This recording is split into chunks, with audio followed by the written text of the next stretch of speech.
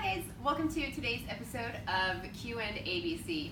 I have the wonderful Dawn Ingram from PRMG with me again. Hello everybody. Today's episode we're going to be talking about is Condo 101. There's a whole bunch of questions and different ideas you can have about condos, thinking that it's going to be super easy to find a condo. It doesn't have to be. It doesn't have to be really hard either. You just have to know that there are two different sides to it. There's going to be a financial standpoint, but there's also going to be the condo and its association's standpoint as well. They're two separate things. Dawn is going to talk to us a little bit about today the differences between the two.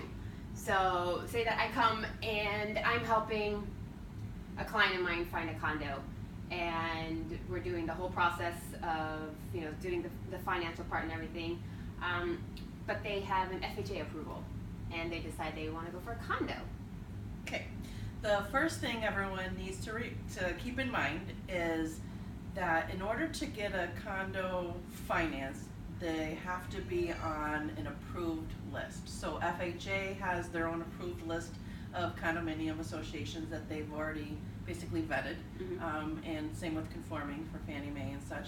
They have their own list, so if you want to be able to take full advantage of an FHA to be able to put 3.5% down, or with our conforming programs of being able to put 3% for first-time home buyers or 5% if you're not, they have to be on one of those approved lists.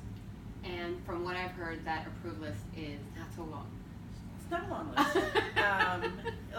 Specifically here, Broward County, I'm sure it's different all across the country and such, but it's not a terribly long list. So if it's not on the list for FHA, it has to be on the list. We can't really work with getting those approved and added. But for Fannie Mae programs, we can work on trying to get a specific condominium approved with Fannie Mae in order to be able to still do financing with reduced down payments. Otherwise, you have to do 25% down. Okay, so, but say that we find a condo, we've gotten our loan that works for us and that works for the condo, and we think everything is fantastic. Then comes the association's part that won't be, maybe not as because the association, they have their own guidelines and rules you have to go through as well. Correct, yeah.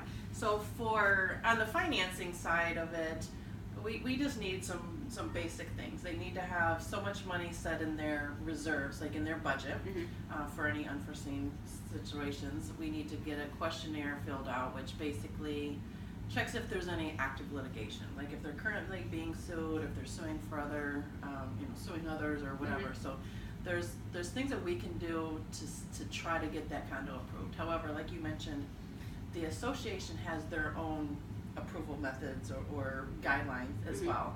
So for example, we can do on our conforming loans like Fannie Mae or Freddie Mac, 620 for your credit score, for a minimum score. The association themselves might have their own rule that says you have to have a 650 or a 690 or something like that. So they can kind of call their own shots. And really, as far as income and your expenses go, we take all of your mortgage payment expenses and can go up to 45 or 50 or whatever % of your income, where they may limit theirs to 40.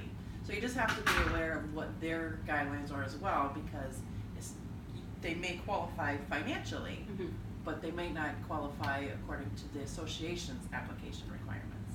And so it would be in everybody's best interest to try and get those guidelines ahead of time, before starting the whole process, and then finding out towards the end that that we're approved and we can actually purchase it with a mortgage and all this, but then you might not be approved for the association because of something so simple as your credit score. Correct, yeah. And so a lot of times they'll tell you up front, if you say, hey, we need to get this approved, and they'll say, oh, we don't have enough reserves in the budget, because most of the time they know. But you can ask them for the documentation. They don't have to necessarily supply it. So sometimes they're not as willing to work with everybody. They, so they don't get it. And a lot of times, the questionnaires they do charge for that too. Okay. So you know, we're kind of at their mercy to do whatever they want to do to be able to get approved there as well. So that tells them that you have to have everything in order before we go out Spending a ton of money on appraisals, inspections, and other things too. Yeah, before you get into it, put your money down. We want to make sure that we can get approved with the condo on both sides. And that's where I come in at the end there. So we actually narrow it down to where you want to be and what it is that we're looking for. We'll find you the condo so we don't have to make a huge mess out of something that should be really simple. Hence the reason we do real estate done easy. Thank you guys for watching. It's been a Condo 101 short one. We'll be back with a Condo 102. We will see you guys next time. Thanks for watching. Bye. Bye.